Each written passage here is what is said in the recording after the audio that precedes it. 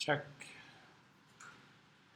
All right, guys, so let's jump back at it. So if we take a look back in Photoshop here, you can see that at least the addition of some shadow helped put her into this space a little bit more. Again, I'm not convinced that I believe these shadows at all, but you know, it is what it is, and so, but I think we can do a much better job of that. So I'm going to show you a better way to build shadows, I think, because shadows tend to be a much more complex sort of item.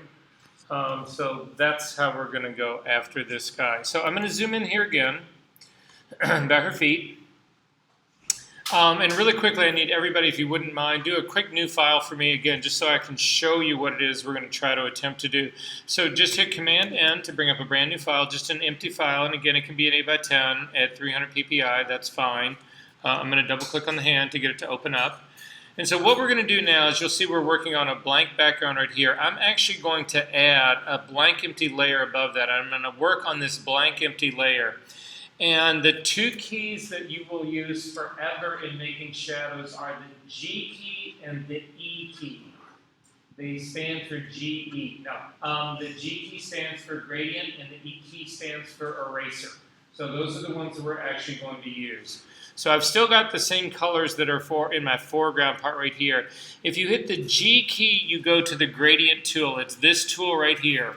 If you look up at the top of the gradient in your options palette up here, and you go to this little drop-down menu, you will see that these are a set of canned gradients. You can make your own gradients and actually save them right here. But these are canned gradients. These are the default gradients that come. And the first gradient right here is, this gradient right here is foreground to background. So again, you can see our foreground color is black, background is white. This is foreground to background. But the second one is the one we want to use for our shadows, because what this second one is, it is foreground, which is that it's not a pure black. It's the color that we sampled in the image. It's from that color to transparency, and that is more the way shadows actually work. So that's the one you want to pick. Then the next thing is you do not want a linear gradient. That's the first option that we've got here. We should go through the gradients really quick, the different options. If you click on the first one, it is a linear gradient, and if you simply click and drag across, you get a linear gradient. It's the one that all of us know. If you hit Command-Z to undo that and go to the next one, this is a circular gradient. Now if you start in the middle here and click and drag out, you get a circle gradient. Command-Z to undo that. The next one actually over, if you click and drag it out, again, I'm coming out from the center. It's supposed to be a cone. It's supposed to give you the illusion that you're either looking into a cone or out. So you're either looking down on it or into the middle of it. If you hit Command-Z, you'll undo that. The next one over is, they call it a reflective gradient. Again, I'm going to click from the top and come down. And you'll see what happens in this is that you actually go from your foreground color to transparency, but it goes in both directions. So I'm going to hit Command-Z to undo that. And then the last one right here, again, is another version of that cone one. And this is supposed to be, instead of a circular like a cone would be, this is supposed to be more like a pyramid.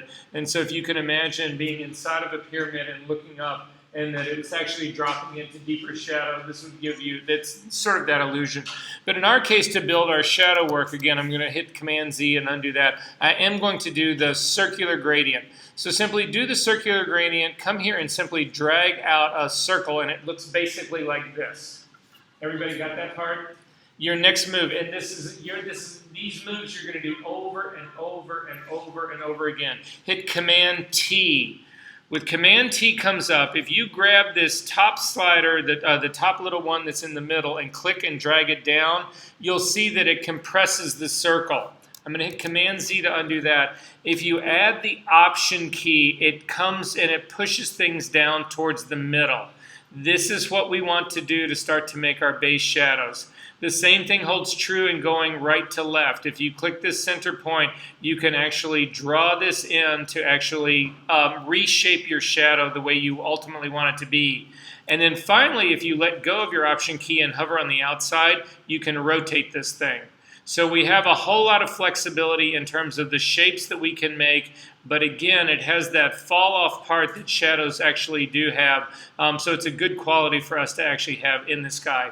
I'm going to go ahead and say OK to that and then close up this image because I don't need it anymore. Oh, and I'll show you what erase is in just a second. So again, I'm going to work down here. I've turned off the eyeball for the shadow that we actually painted in, and I'm simply going to start working above this. So I'm going to add a brand new layer that's coming above this. I'm going to come right here into the middle of this image right here. I'm going to, again, hit the G key to make sure I've got gradient. I'm going to click and pull down. Again, this starts to build the shadow that I want. Command T to actually form it. And then again, I'm going to hold down the Option key and click and drag these guys to compress this shadow to make it tighter. I'm also going to come in from the sides here to make it a little bit shallower. I'm also going to make it a little bit more narrow, a little bit shallower. And then I'm going to take this shadow and I'm going to move it right underneath this girl's foot. And I'm going to kick it up like that. Now, if all of this stuff is getting in your way, if you don't like seeing the little bounding box and the little thing in the middle, which does make it difficult to position this guy, you can hit Command H. That will temporarily hide those things. Command H will bring them right back. So you've still got a transform that's in place. So you can actually still move this guy around, although it doesn't look like this is moving. Command H. No, it looks like because I grabbed the reference point. That was what was happening in there. So again, Command H, and I'll come off to the side a little bit. And now I can move this around. And you can see I can sort of drop this in slightly. But what you'll also notice if we turn this on and off is that the shadow is going way too far out to the sides. It's doing a good job right here in this area coming down in the front. It's not big enough, but again, I'm going to do another shadow to do that. But it's coming way too far out. The sides that are coming out, you wouldn't have a shadow that's coming this far out on the sides. That's where the E key comes in. So hit the E key for the eraser.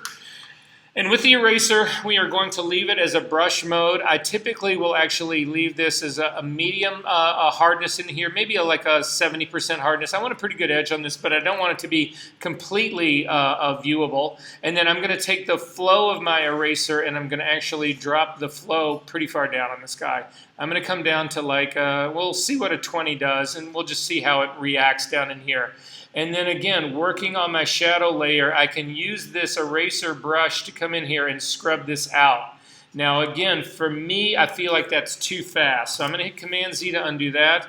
I'm going to drop my flow down even more. I'm going to bring it down to like an 11%. I also think that brush edge is a little too hard. So I'm going to bring it down into the 50s to soften that up a little bit. And then I'm going to come back over here into this same area and I'm going to start to scrub. Brush is still too, flow is still too high.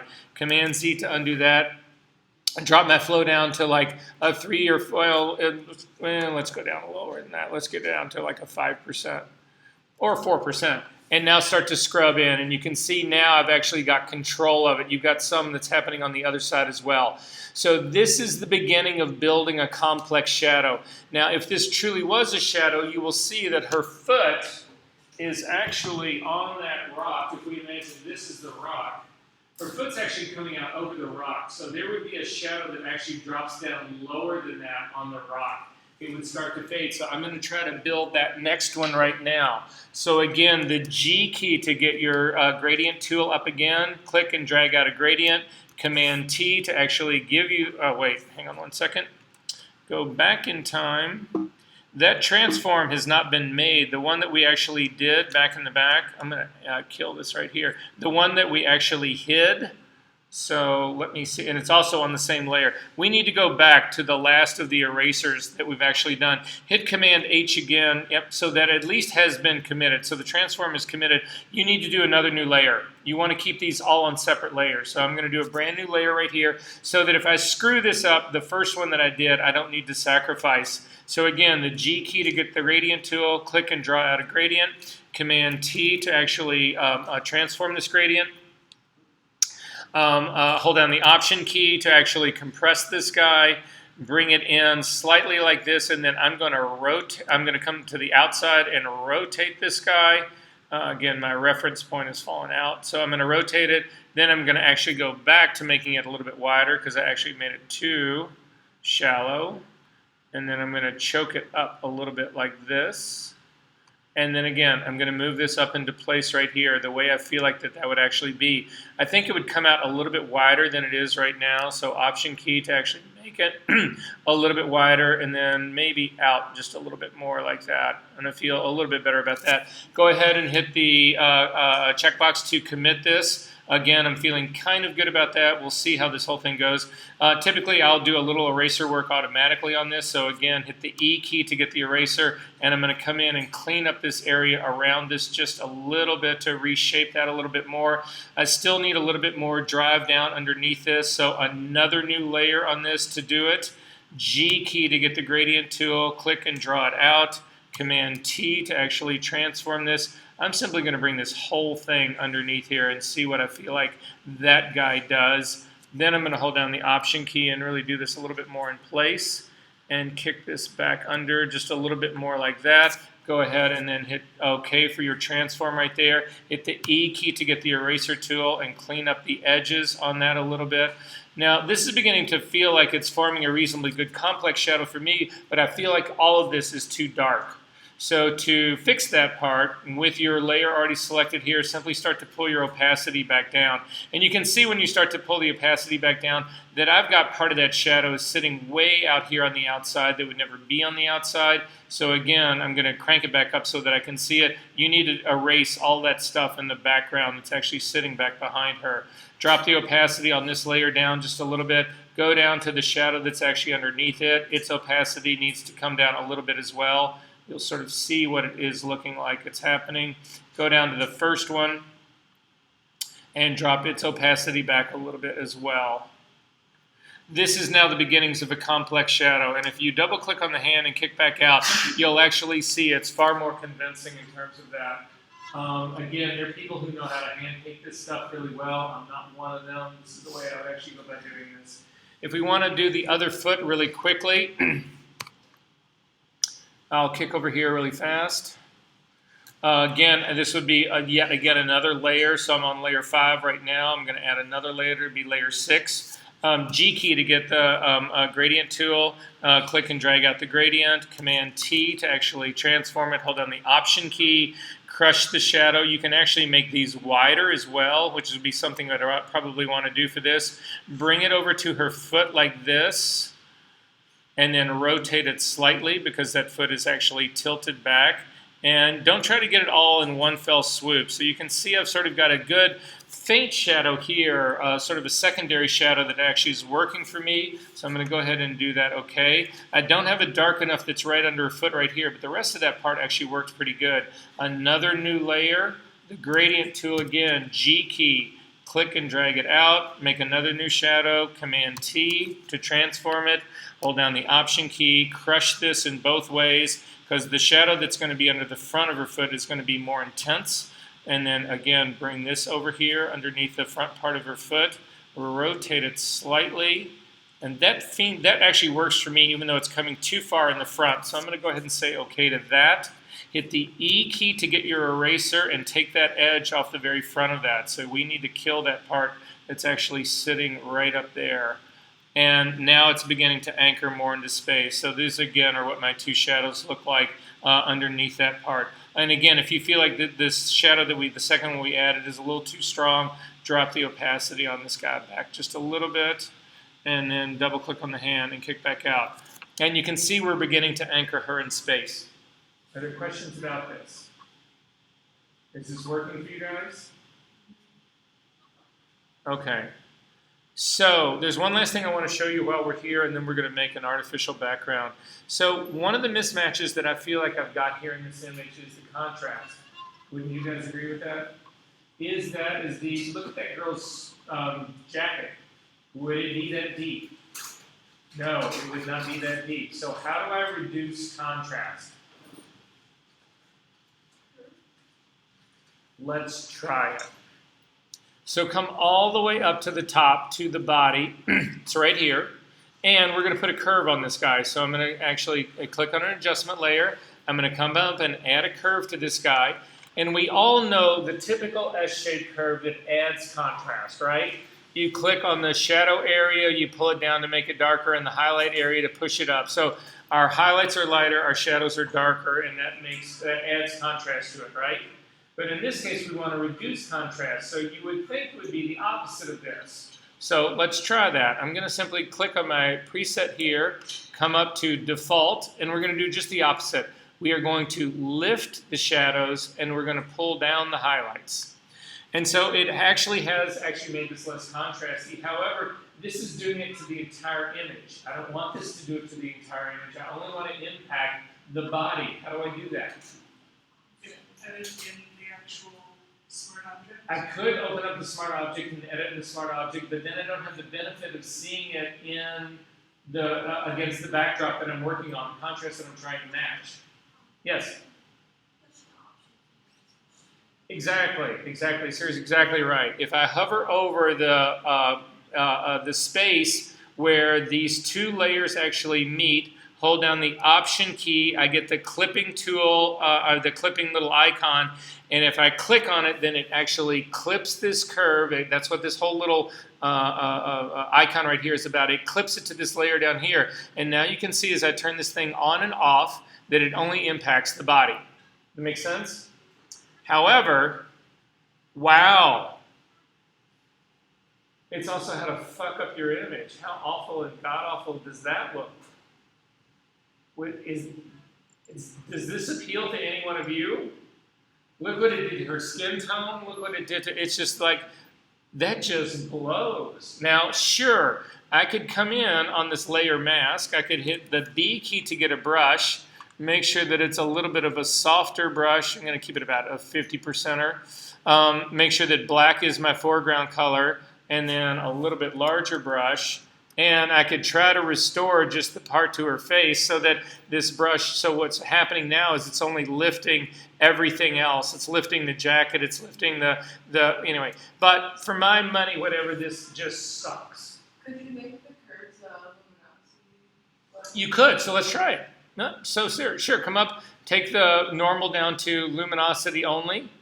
And again, at this stage of the game, I've got to admit, using the mask on her face and the luminosity, it helps. We're getting a little bit better there. But I still don't feel like this is really the best way to come out. I know that this is not the best way to do it. I just wanted to go down this road with you guys because that would be your natural inclination, your temptation. So I'm going to ask you to throw the curve away. We don't actually need that part. Instead, we are going to run a filter on this. Unfortunately, the filter we're going to run on this is not in the filter menu, of course. Yet again, note to Adobe, get your shit together. If you're going to charge me all the fucking money you're charging me, you should be doing something better than changing the Option key to the Shift key and then back to the Option key for every other version of Photoshop to do something as simple as, rant. So at any rate, unfortunately, this is not. However, this is a smart object, so this thing is going to come in as a smart filter, even though it's not in the filter palette. So to get to it, you come up to the image menu, down to adjustments, and it's all the way down here, shadows and highlights. And if you click on that, it will actually open up a window for you. If you have an abbreviated window, if it looks really small, if it looks like this, and this is all you see in here, you need to click on the show more options, and you'll get this whole drop-down menu. And when this comes open, it's already set to open up shadows. That's what it's designed to do. There is no work that's being done on the highlights right now. There's nothing happening in this highlight, but there is always, this is a default for shadow, for the amount of this that's actually being opened up. And in this case, it's far too aggressive. It's opening way too much. So you simply come up to the amount of shadows right here, and you click, and you start to drag this part off. And you can actually get down to a point where it is a believable balance of what this thing would really look like out in the real world and not. If you use the preview check marks on and off, you can actually see what an extraordinary job of this is it's going to do. I'm actually going to pull this down just slightly more.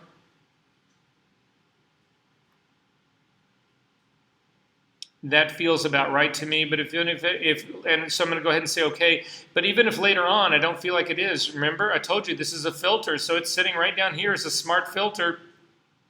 I can double click on it and open it right back up again, and I can actually drag it down a little bit more. So I'll bring it down to like a 13%.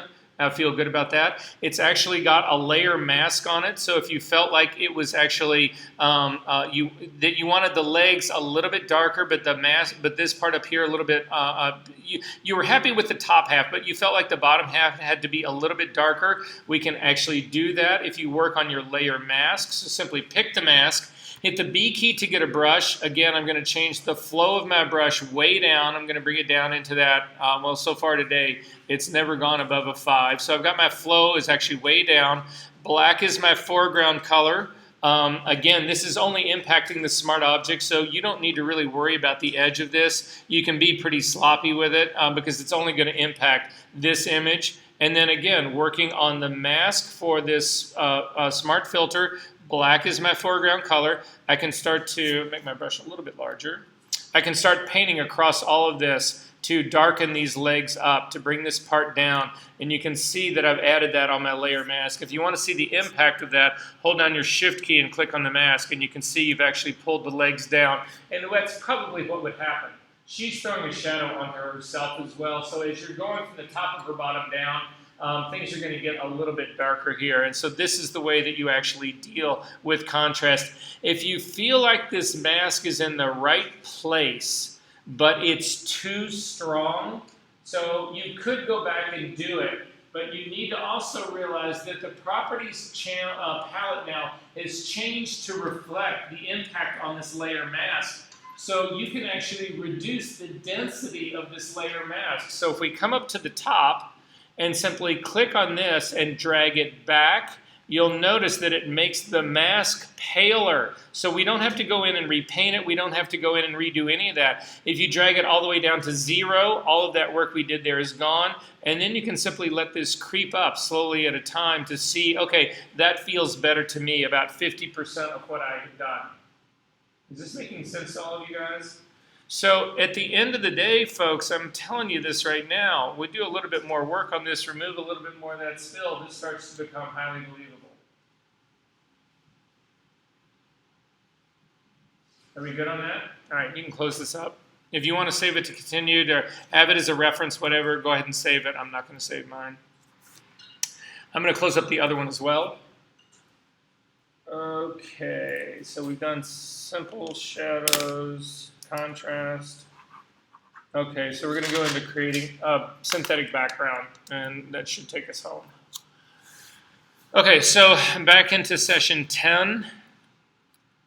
All right, so everybody hanging in there. I feel like I know all of these days are like this.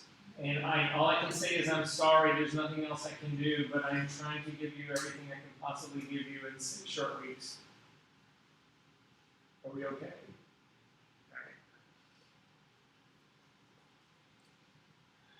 All right. Back into session 10. There's another folder in here called Build Background Exercise. So that's the one I'm going to actually ask you to open up. We are going to actually start with the first 2 top files, the background wall 1 and the background wall number 2. If you can select both of those and bring both of those into Photoshop, that would be great. Okay, and so let's let the other one come in. Okay, so what I've got here is, in its simplest of terms, this is an image. I'm looking at the peeling paint image part right now, and the peeling paint image part is there's a railroad bridge that goes over Ashland Avenue in Addison that has this peeling paint on it, and it is a full res image. It's something that I shot with a Canon 5D Mark III, whatever. But this is about the size of a paperback drawing, so it's small. It's like this. That's what it is. So then the thing that's next to it is, or the other image that's actually in here, this guy in here, right here, this is actually a wallpaper sample. I went to a wallpaper store and said, can you give me free samples? And they said, sure, here, all 3 samples that you want. And so these things are a little bit larger. They're not quite this big. They're like this. This is exactly the size they are. So these are the 2. So I put that on a flatbed scanner and I scanned it. So that's what we're looking at right here. So that's the beginning. This is how I'm going to build my background. So to actually do this, I'm going to ask everybody to, we need to I'm going to bring the the wallpaper over onto this guy over here. I'm going to drag it over here. So I'm simply going to grab the wallpaper layer and I'm going to pull it over here, hold down the shift key and let go, and it comes in sort of in place. Now in this case, if you hit the V key to move it, you'll actually see it's a little bit bigger, but if we actually come over, I pick up, because I did scan this on a piece of green background, so I put down, so on my flatbed scanner, I put down the wallpaper, and on the back of that, I put down a piece of green paper so that I could do a green screen knockout. That's all I was doing on here. But in this case, it doesn't really matter. We can simply make this wallpaper a little bit bigger. I don't really need to turn this into a smart object, because even if I transform this a lot and I do a lot of destruction to it, it'll fit the texture of the character of this wallpaper. It's pretty distressed already. So with the wallpaper selected, I'm going to hit Command T to transform it. I'm going to click on the link between width and height, and then I'm just going to scrub across height to actually make it a little bit larger, and then I'm going to move it over a little bit just so that I don't see the green. So now I have filled my entire background with this guy, and I'm going to simply hit the check mark to say OK. Now I've got the original version of it back here. I don't need this guy anymore, so this is the lone version of the wallpaper scan. I'm simply going to get rid of it. And then I'm also going to point out that when we pulled this over, there's a curve that's sitting right on top of this that's got its eyeball turned off. If you turn it on, you'll see that it is a contrast curve. I don't really want this impacting my wallpaper. If you turn off the wallpaper, though, I do want it to impact my background. So all we need to do is drag this curve underneath the wallpaper. So now the impact is happening only on the background and not on the image up here. So then I can actually put a layer mask on this guy. So what I want this thing to do is, what I was hoping to do is create something that appeared like there was old wallpaper that was on a wall, and then the wall had been plastered over. I wanted the wallpaper to be underneath the paint. So I've got some challenges to actually make that happen. There are a couple of tricks. Some will work, some won't work, and we'll just explore them really quickly. So I'm going to turn all of this stuff on. We are going to look at blending modes for this wallpaper layer. So with the wallpaper layer actually selected, and again, Jose, this won't happen for you because your version of Photoshop, but in newer versions of Photoshop now, as you start to scroll down through all the blending modes, you get previews of what they're going to do. So we can actually start at the top, click, and we can come down to darken. That's what darken does. Multiply would be the one that a lot of people would go after here, although it doesn't seem to be working there. Color burn to extreme, linear burn, nope. Color, darker color, nope. Lighten, way too subtle. Screen, even more subtle. Color dodge, unusable. Linear dodge, nope. Overlay would be another one that people would try. But it looks like this is exactly what's happening. It looks like I'm simply overlaying this on top of the paint, which is not working for me. If you come down to the other ones, soft light, no, harder light. Again, all of them are running into this problem.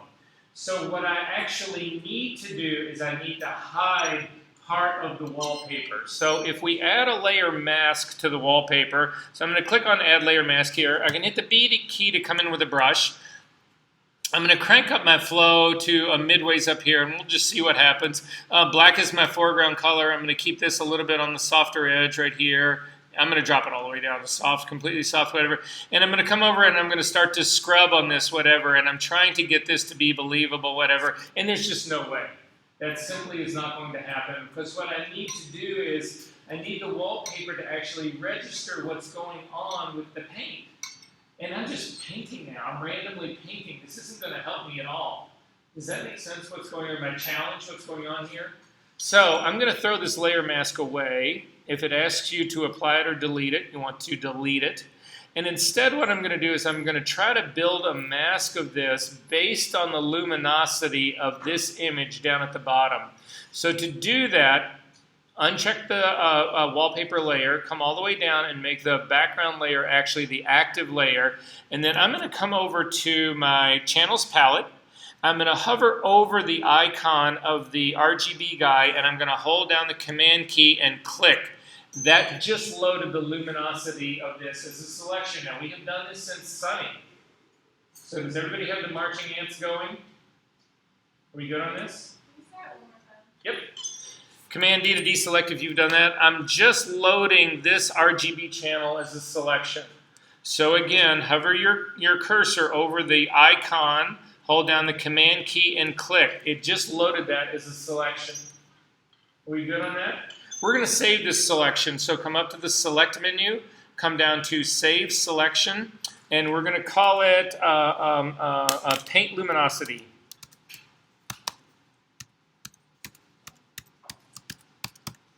And say OK, and then hit Command D to deselect, and you can go look at it now.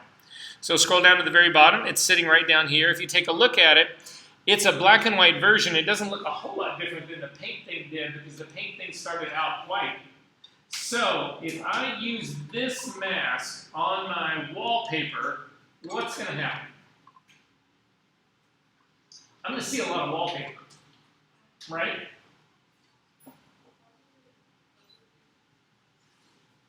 So here we need to save this now. And select here, come up to the Save menu, Select menu, down to Save Selection, and call it Paint Luminosity. That's what I call it.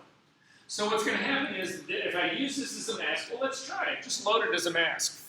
So Command click to load the Paint Luminosity, and come over to our wallpaper guy, turn its eyeball on, and add it as a layer mask. And you can see that because the mask is primarily white, it's letting all the wallpaper show through. Now, I am getting some feeling that it is sitting on top of that, but the problem that I've got with this is that it's showing much more wallpaper. I want the inverse of that to happen.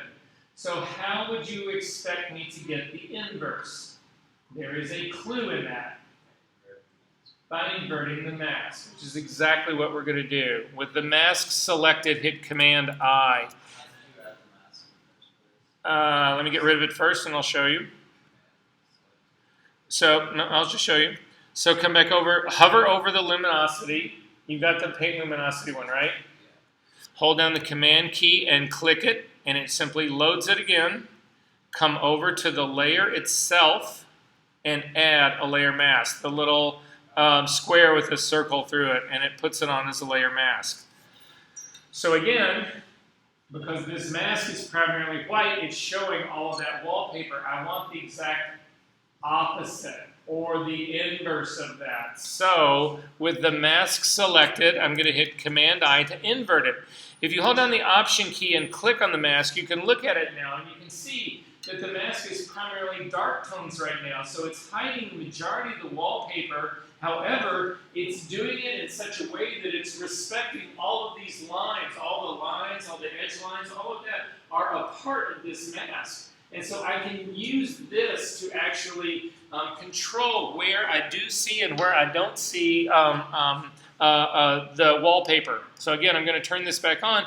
And you can see now that it's actually beginning to take on the effect that I wanted it to take on. If we are looking at this now there's some problems in here that I need to go in and fix, and some areas that I maybe want to show a little bit more. But doesn't it look like this scrape of paint across here is on top of that old wallpaper? And then also that part of this, the paint now is sitting on top of this. The wallpaper is actually behind this guy right now. However, that doesn't mean you need to keep this the way it is right now. We can actually control this even more so. So to do that, I'm going to actually ask you to hold down the Option key and click on just the mask so we can only see the mask. So what I want to do, I don't want to come in here and paint on this guy. If you simply hit the brush key, hit the B key to get a brush, and black is your foreground color, and you paint across this, I'm going to hit Command Z to undo that. Crank your flow all the way back up just to see. And I paint across this. That destroys everything that I've got going here. I've got this beautiful, they call these luminosity masks. And I've got this beautiful luminosity mask, and that just ruined it. So I'm going to hit Command Z to undo that. Is there a way that I can make elements in this lighter or darker and still respect all the detail that's in here? Say what? Yes, I can. So don't we do this exact same work using an overlay brush? Can't I use that here? There's another trick that's even better, but let's look at overlay brush. So I'm going to take the blending mode of my brush down to overlay. I'm going to reduce the opacity of this brush because this will take off on us pretty quick. And I'm sick and tired of working with flow. But I'm going to come into this area right here, and I'm just going to start painting across. And you can see it's doing what it's supposed to do, but again, I feel like that's taking off way too fast on me. So I'm going to hit Command Z to undo that. I'm going to drop the opacity down even more. I'm going to come down to around a 15%. And now you can see as I start to come across this that it's making the darker areas darker. Again, it's not making the lighter areas lighter. As I work across that, it's making it a little bit, but it's giving me luminosity control. It's still keeping the character of that paint. Does that make sense? But there is a better way of doing this. So I'm going to actually, because the thing about the luminosity, about using a blending mode of overlay is that everything that's darker gets made darker, everything that's lighter gets made lighter. But what happens if I only want to do one? I only want to make the darker stuff darker. I don't want it to touch the lighter stuff at all. Any ideas about what I could use to do that? Say what? No. We're going to just, no. I'm going to go back here in history to where we inverted the mask. And instead, I'm going to use the dodge and burn tools. So the dodge and burn tools sit right down here. It's right underneath the blur tool. So it's the dodge and the burn tool. And if we click on, I'm going to start using the, let's do the burn tool. No, let's do the burn tool first. We'll see how it goes. We'll do the burn tool first. You'll notice that up here in range, it picks, you can either do the shadows, the midtones, or the highlights. So it restricts where this is going to happen. I'm actually going to do the shadows. I'm going to bump my exposure up to about a 50. And now when I come over here to work on this, again, I'm going to check the edge of my brush. I'm going to make sure it is a soft brush. That's fine. I'm going to make sure it's a little bit larger brush here. And now when I come over here, we'll see how fast this goes. I'm going to click, and actually you'll see that that goes way too fast. So I'm going to Command Z, undo that. I'm going to drop this exposure way back down to like a 17 and try that again. And I'm still going in way too fast. Command D to deselect that and drop this down even more. And come in and hit that. And I'm using light pressure on this brush right now. And you can see I'm making those darker areas darker. So you don't really care about doing this in the mask view. You want to actually watch it happen in real time. So I'm going to hit Command Z to undo that. I'm going to view my image again right now, the entirety of it. And so what I'm thinking here that I would like to do is actually see a little bit more of the wallpaper up in this area. I may want to lose some on these other areas like this part right up in here. So we'll start with the getting rid of the wallpaper areas first. So I'm going to make my brush a little bit smaller. Again, I'm making dark on this mask because, again, black on this mask hides the wallpaper. And I'm just going to fix that area that's right up there. I'm going to get rid of that part. And that is actually no longer showing through. There's another part that's actually happening right in here that I can actually get rid of all of those parts in there. And I feel pretty good about that. There's a little part that's actually happening down here as well. And over here as well. But now there's a place where I want to start to let a little bit of the more of the wallpaper show through. So to do that, I'm actually going to change my, instead of the burning tool, I'm actually going to go to the dodging tool. And I'm going to leave it in the highlight range. We'll actually see what's going to happen here. I'm going to drop my exposure down on this guy considerably, and we'll just see. I'm going to start in this area right in here. I want to transition a little more of that wallpaper in here, so I'm simply starting to pull back on that. And you can see what's happening is this is no longer painting with a paintbrush the way a paintbrush would paint. This is respecting the luminosity of that mask. Does this make sense what's going on? And when you look at this, do you believe it? So this is my background. Are we good on this part? Okay. So now I actually want to use this with an image. So for me right now at this stage of the game, instead of putting all of this into a group, I'm going to put all of this into a smart object. So I have just selected all of my layers. They're all together in one. So again, all of them are active and selected. I'm going to come up to the layer menu, down to Smart Objects, and convert to Smart Object. And all of that still exists. It's all still inside there. I just rolled it all into a Smart Object. If I double click on the Smart Object, it all opens back up. So if I need to do a little bit more work, and now you'll see it shows the entire scan of wallpaper. Now if I need to do a little bit more work in there and show a little bit more, so let's say I want to show just a little bit more of the flower down in this area down in here. I've still got my, my dodge tool going, so I'm actually just pulling back. Again, that's way too strong. Hang on. Sorry, working on my, this is actually on the, that was working on the pixel layer. I need to be actually on the layer mask to do this. And again, using the, dodging back the highlight part of this. So that pulls back in a little bit more of the flower, maybe just a little touch more down in here. And that looks great to me. Maybe just a little bit more up in here, softer transition right there. And that looks great to me. Close this guy up, do save it. And I'm still good to go. Makes sense? We good on this part? Oh, one last thing you should know, double click that smart object again, open it up really fast. You don't have to settle on what this looks like just by its lonesome. I'm going to bring this up. The mask is actually doing its work. It's actually in the right spot. But if you break the chain link between the mask right here and the image right here, you can actually then select the image, hit the V key to get the move tool, and you can move this around if you want to find, so like for instance, if I wanted to find more of the rows up here, I can slide this guy around so that it actually changes, or so that I get different views of what are going on, or I can bring it down like this. Because I really like this sort of like green thing that's coming in right here. So that looks better to me. So then I can close this up and save it. And now I've got that green part that's actually showing through. So does this make sense to everybody what's going on so far? Okay. So then we're going to go back into the Finder, and we need to find the next thing. And the next thing is the puppet warp figure. This is the one we were using from before. I don't think this is the exact one, but it is one we are using. I'm going to double click on this to actually open it up. If I bring it open into Photoshop, I'm going to hide everything else. And now if you take a look at this image, what you can see again, there's a lot of stuff that's actually going on here. There's a huge number of layers in here that are on this figure. So I'm going to simply collapse the figure and see what else is in here. I know that there's a white background in here, so I'm going to get rid of that white background. But I also can see that there is two little problem areas right here that are on the floor. There's stuff that's still left on the floor. Now I could open up this figure and try to find where that is, but I'm not going to do that. I'm simply going to add a layer mask to this figure group.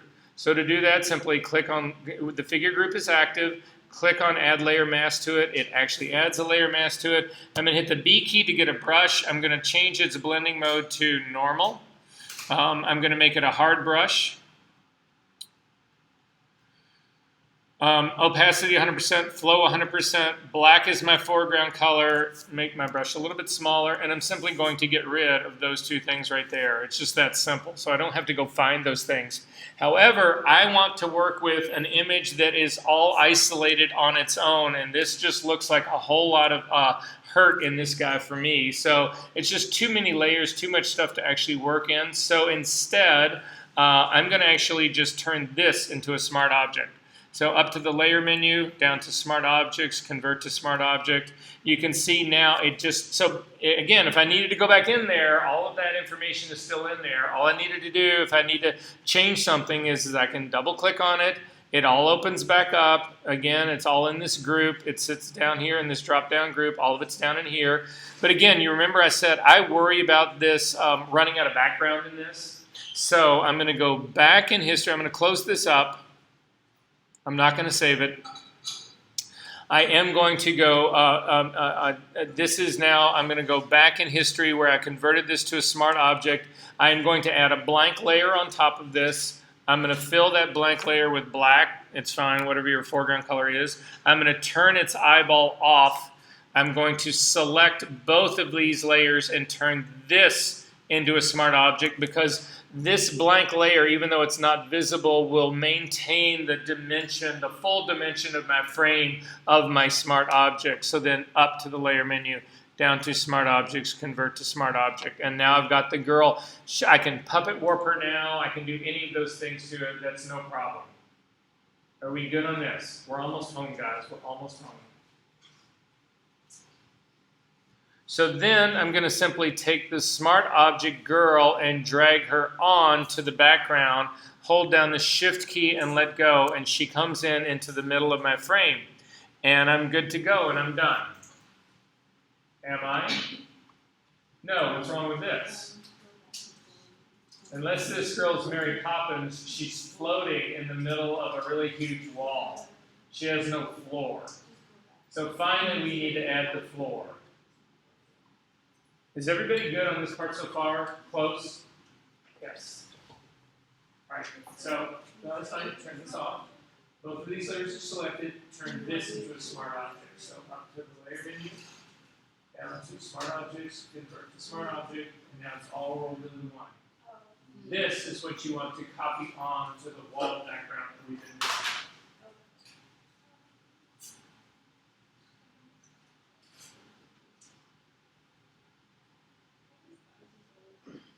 Perfect. All right, so everybody's, yes?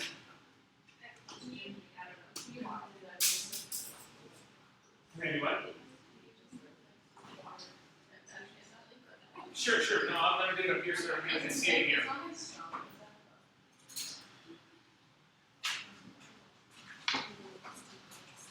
All right. So Katya, at what point did I lose you?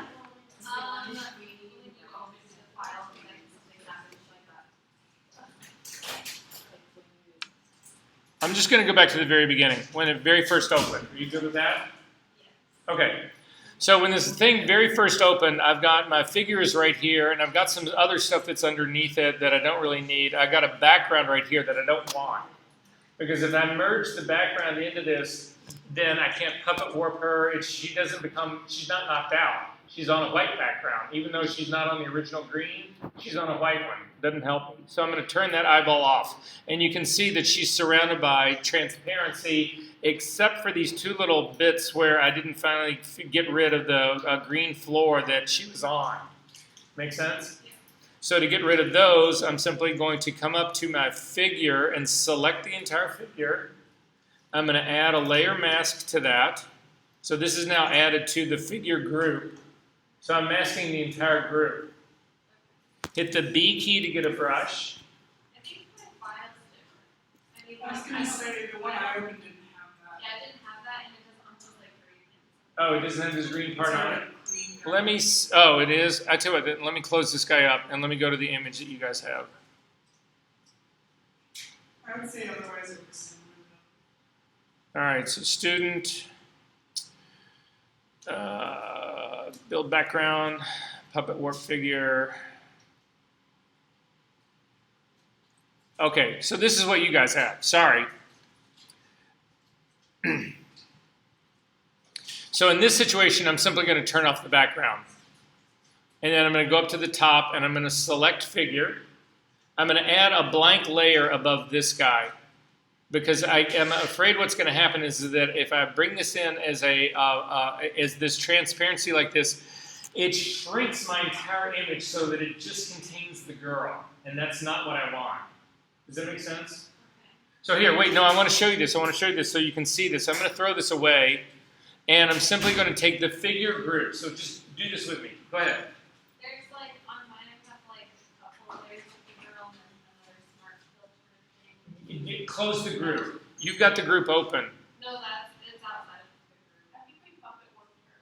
And it's the same girl, so we have our puppet warp. Oh, so you've got the puppet warp version of that. So I think we delete the puppet warp stuff.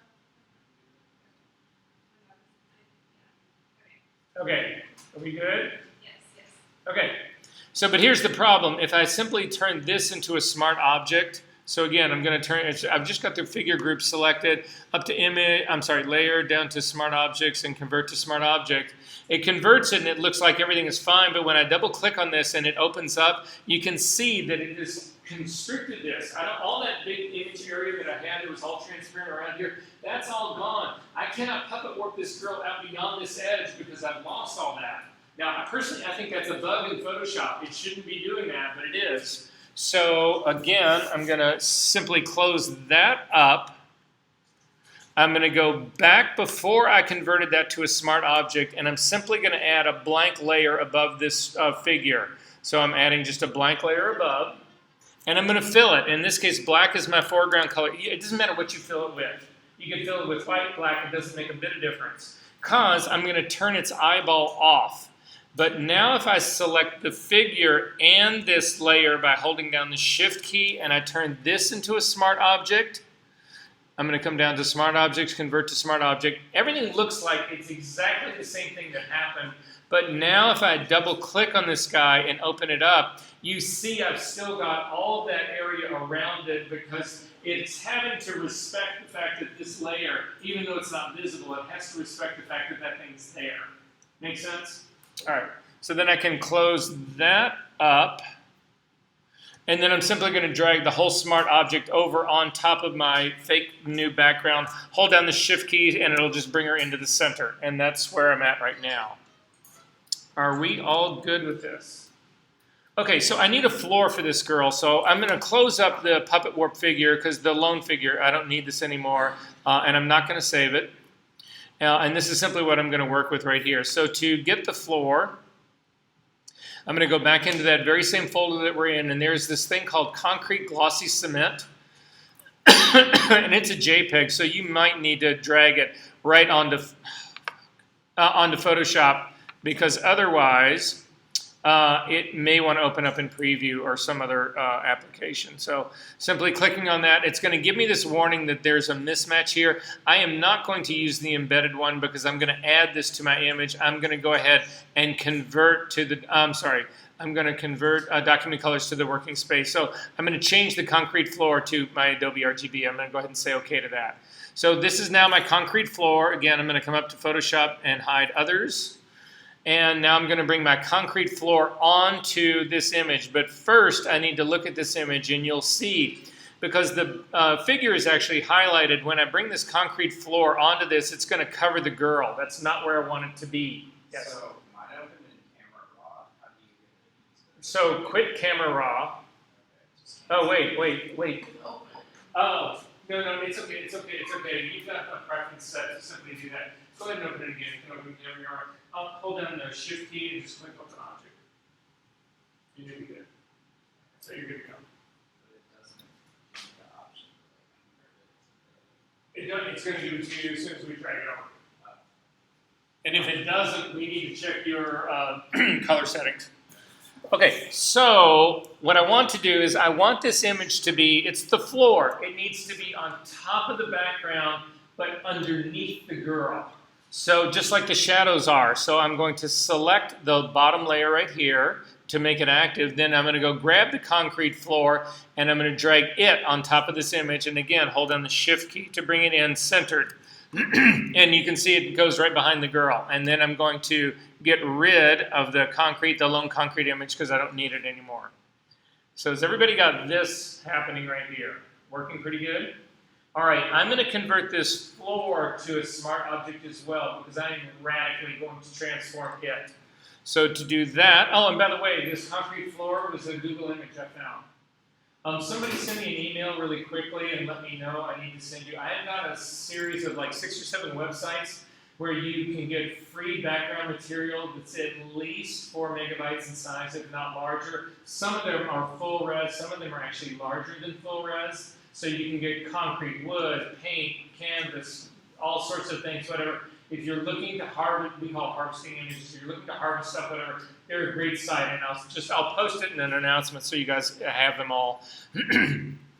So anyway, with the concrete layer selected, again, up to the layer menu, down to smart objects, convert to smart object. It's now is a smart object, so I can radically transform this. You definitely need to go to the paste board at this stage of the game, because otherwise you'll never see where this ultimately works. So I am going to do a transform in this. I'm going to hit Command-T to actually transform this, and then I'm going to come up. I've got to change my transform menu. I've got to change what would normally happen here. So I'm going to come up to the Edit menu, down to Transform, and I'm going to introduce Perspective, because right now this is not a floor. Right now this is a wall.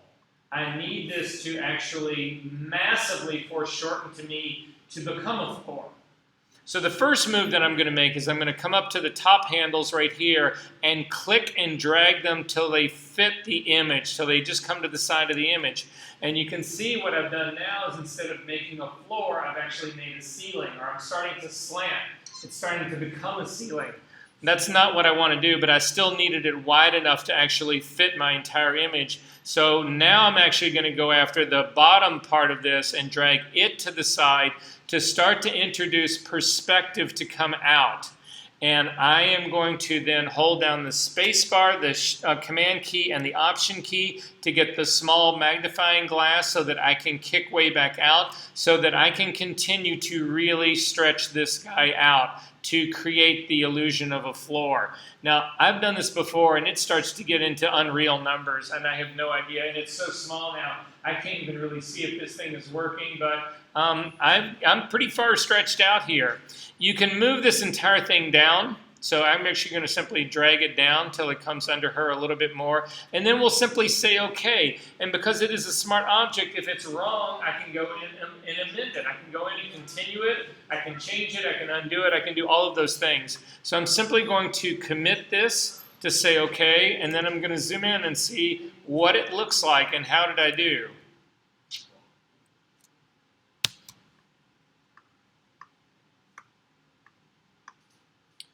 And you can see that it actually is a remarkable illusion of a floor. The few concentric lines that I can spot in there are all going back into space. They are all converging back exactly the way a floor would go back in space. This is no longer a wall. This is now a floor. Did this work for everybody? Okay. If you raise the floor up, the V key, if you're still working on the smart object, if you raise the floor up, the girl is further away from the background. If you bring the floor down, she's closer to the background. So this is what's controlling our distance back and forth. So I'm going to bring it down till it hits, it's kind of coming through about the mid part of her boots right there. And I'm feeling pretty good about this part, so this is where I'm going to sort of accept this part. I kind of like what's going on here. However, I've got a problem here, and the problem that I've got here is depth of field. And the depth of field does not exist in this. So how far away would you say this girl is from the background? I would put her at about 5 feet from the back, guessing, right? Again, if I raised it up, she's further away. I can make it 10 feet away, whatever. But that's I'm gonna just say that's about where it's at. So I need to actually introduce some blur into this to simulate depth of field. Does that make sense to everyone? So that's what I'm gonna do. I'm going to do the simple one here, and then we might look at this. Do me a favor, save this thing that we're working on right now, because I don't think we're going to get to it today, but next week we can look at this again. I'm going to show you, there's multiple ways of doing depth of field. I'm going to show you the simplest of them right now, and then I'm going to show you a far more complex one next week, or next session if we have time to get to it. But at any rate, the first thing I've got to do is blur the background. So the background is actually sitting back here. It is a smart object, which is great because that means when I run blur on it, it is a smart filter, so I can always go back and change it. I can continue to work it. So again, I've got my bottom layer now. The wall is selected. I'm going to come up to the filter, and I'm actually going to come down to blur, down to Gaussian blur, and I'm going to guess how soft that background should be. I think a 3 pixel is too much. So I'm going to back it down to, I'm going to see what a 1 pixel actually looks like. I'm going to actually bring this whole thing down so I can see the girl. I'm going to do my preview on and off. And that just takes a little bit of an edge off of that. And if she was really there, I think it would be at least that soft. Do you guys think it's too soft, or should it go softer? Maybe a little softer. A little softer. So if you select the radius, you can use your arrow keys to actually start to tap this up. So how do you feel about 2 pixels? Too soft? Yeah. All right, so back it down to like a 1.5? Yeah, well, the beautiful thing is you get that kind of control. So I'm going to go ahead and say OK to that. That seems to work good for me. But now I've got a problem. And the problem that I've got is how would depth of field work on the floor? The way depth of field would work on the floor is that the foreground would be soft, the area right under her would be sharp, and then the background would go soft again. I actually need to do that. So I'm going to add the same amount of blur to this image. Again, it is a smart object. That's critical in all of this. So I'm going to select the floor, and I'm going to do the very same blur on it. So I'm just going to add the very same blur that we've got here. It brings it up. I'm going to say that 1.5 is fine, because hopefully it'll match the background well. But now, again, I need an area in here that's actually sharper for her feet. Now, some people will simply go in and paint this. I'm not that guy. You have already seen my painting skills, and you know that shadows, I'm just not that guy. So I do it with a gradient instead. To do that, hit the G key to get a gradient. We are going to change this gradient back to its normal gradient, not the transparent one, but back to foreground to background. But I'm going to do a reflected gradient. It's that gradient that I was talking about before. It's this fourth one over. And to see it, we're going to actually work on the layer mask. So I'm working on the mask for my smart object, my smart filter for the floor. So I'm working on this guy right here. Does that make sense what's going on? So I've got the mask selected. If you hit Command-I to invert it, you see it removes, it hides all the blurring.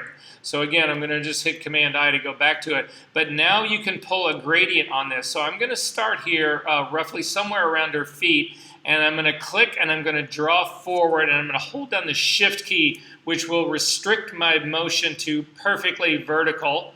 And I'm going to let go. And it's hard to see what's going on here. But if you hold down the Option key and you click on this, you can see what it is we've just done. We've just put in, this is a reflected gradient.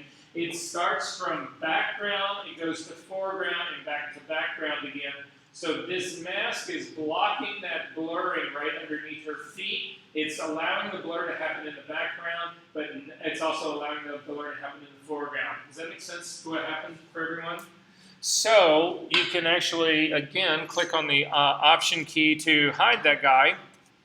And you can expect this to see if this actually worked for you or not. To hopefully visualize it a little bit faster, hold down the Shift key and simply click on the mask. Click on it back and forth, and you can see you can actually come in a little bit tighter to her. And in my case, when I look at this, I feel like it's back focused on her.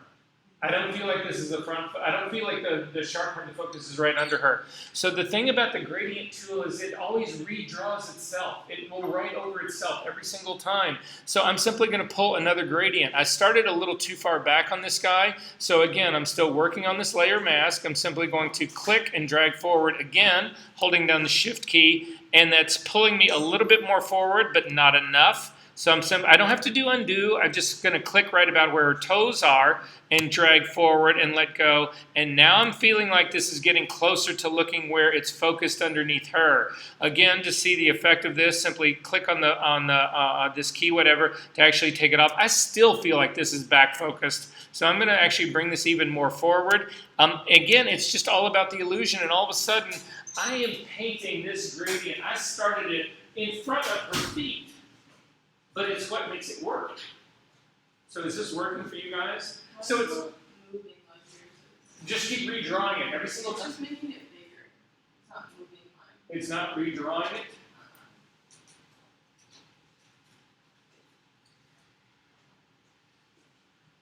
So zoom in. Let's get it. All right, and let's try it from there. So let's try this too. Hold on the Option key and just click on the sky. Let's see if it is redrawing or not. And then just come down here and do a small gradient, just like that. And do another. Good, and then come up and do one really high up. You're right, it's not overrunning yours at all. That sucks. So if that's the case, yeah, it should be that one. If it wasn't that one, I don't know. Go ahead and fill this with white again. To do it, white is your foreground. And try it again. And then try that one. And you know why that is it because it was going black to transparent, so you were just adding to transparent imagery. Okay, so I feel like, guys, at this stage of the game, I've got my focus, my emulation of depth of field is actually going pretty good here. So the final phase of this, and we've got 10 minutes to do it in, is the shadow work on this guy. So is everybody feeling pretty good about this? So completely synthetic image. The first time I actually showed this to my wife, there was a bunch of pictures that we did for my wife. She took them into her agent, and our agent looked at her and goes, "Where is that place?" Again, you all know, you peek behind the curtain. You all know this is not real. If we get these shadows convincing enough and you go in and show this to somebody, they're going to be, "Wow, where's that place?" Yes? Do you also build shadows for the background? You can. Absolutely. Now, I don't think there's enough real texture in that background. However, what we're going to do next session is we're going to do compound shadows. And what happens in a compound shadow is this. You guys can, let's see, here, I'll show you. We'll look at this next week, but I can show you. I just don't want to leave you with not knowing what a compound shadow is. So, can everybody see this table part right here? Can everybody see this guy? All right. If I put a light on this guy, I'm going to hold my pencil down right here, and you can see that there's a shadow that hits the ground that goes off at an angle, but then it takes a wicked turn when it hits the wall on the back, and it goes straight up. Did everybody see that part? That's a compound shadow, and they are tough to make, and we're going to make one next time. But on this one, we're simply going to stick with our simple shadow part. So, to do the shadows on this, I'm going to go above the floor layer, but underneath the figure layer. So I'm starting right here. I've picked my floor layer. I'm going to add a blank layer on top of that. I am going to hit the G key again to get the gradient tool, but this time I'm going to change the gradient that goes from foreground to background to foreground to transparency. And I'm also going to select the circular gradient tool. Those are the ones that I'm going to actually use. I'm working on a brand new a brand new layer right here. I'm going to click and draw out. And I've got my circle, Command T. This is exactly what we did before. Option to actually collapse these things at the same time. I'm actually going to kick this one out much wider. I'm going to start with my bigger shadow part. And I keep grabbing that anchor point. I don't really want to do that. I want to just move. I want to move this entire image part right here. So I'm going to bring it in like this because I feel like the darker part would actually be directly under her. But now this is one of the things that happens to a lot of people when they start making shadows. Could this shadow, look at this area right in here. I'm going to go ahead and say okay to that. Could this shadow right in front of her exist? Where's the light coming from on this girl? It's coming from this side right over here, right? Side over here, highlight side, shadow side. So my light's coming from this direction. Would I ever have a shadow right here?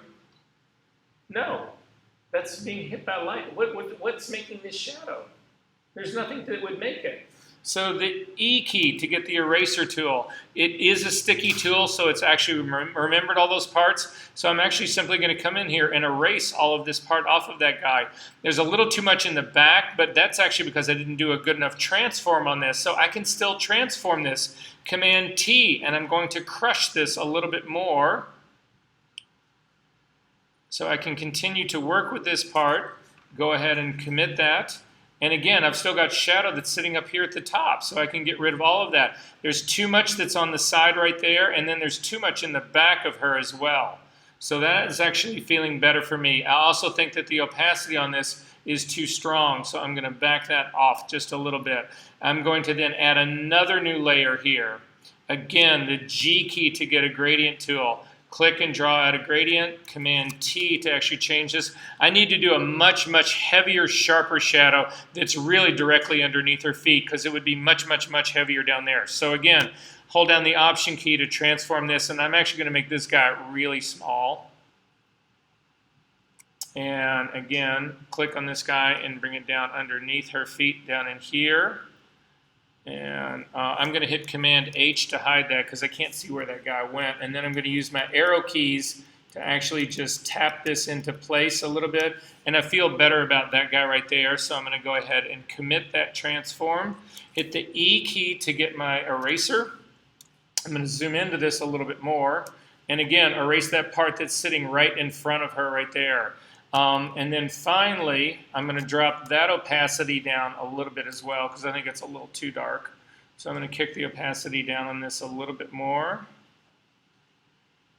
About there. And then finally, I'm going to add one more layer here. And this next layer, I'm going to do another shadow. Gradient tool, G key. I'm going to make this one pretty big. Again, I could make it so Command T to actually transform this. And again, I'm going to hold down the Option key so that the Option key brings in both the top and the bottom. It just drags everything towards the middle. And I'm going to extend this also out. I'm going to drag this out considerably. and I'm going to bring this down. What I'm trying to do is build what I think would be the overall big monster general body shadow for her. And it would be relatively soft. I'm going to drag that in a little bit more, kick this out down here a little bit more, drag that down.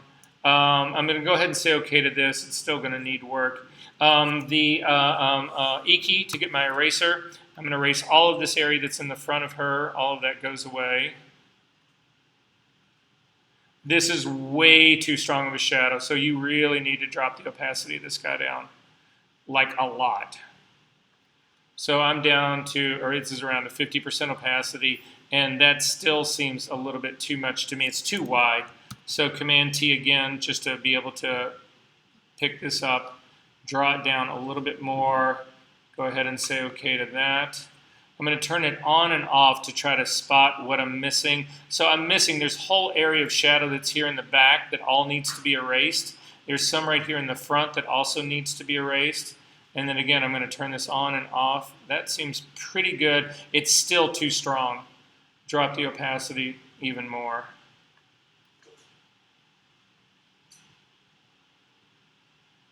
Double click on the hand.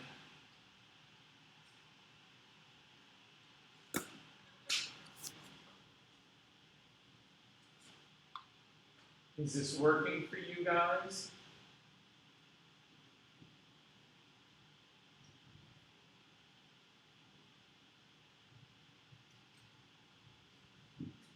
Do you think this will help any of you? Again, I don't know what you're doing work-wise. I don't know what your ambition is to do work-wise, but again, I'm hoping this is connected on some level. And that's it. So I will see you guys on Friday. I still think this shadow is a little too dark. So just for me, sorry, I'm going back to the middle one. It's still too dark.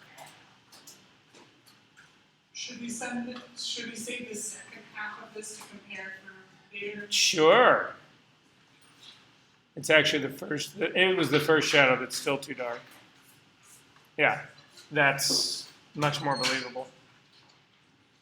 Okay, so for your assignment, just so you know, again, just take a quick look at it. So for the assignment, I've actually given you two files. It's just two bodies. They're already knocked out. That's one body. That's the other body. You've seen the girl. You've seen this guy before, whatever. This one might be a little bit new to you, whatever. There's two bodies. So what I'm asking you to do is, it could be, if you don't have a real background that you've shot and you want to go online and harvest a real background, you're welcome to do that. I'm not trying to get you out shooting. That's not what this is all about. But I want you to actually put one of these figures into a real background, and I want you to build a fake background and put another figure into that. If you use the same figure for both, that's fine. If you want to use one for one, one for the other, that's fine. That's not the point. It's entirely up to you. Make sense? All right. I'll see you guys Friday. Are we allowed to bring this down? We need to go to, so we're all heading to the media center because if we've got them reserved, they need to change something so you can take them home. But yes, you can take them home. We just I need to be there with you. I also found it's helpful they have some at the clean media center. So if you have a clean one, it's better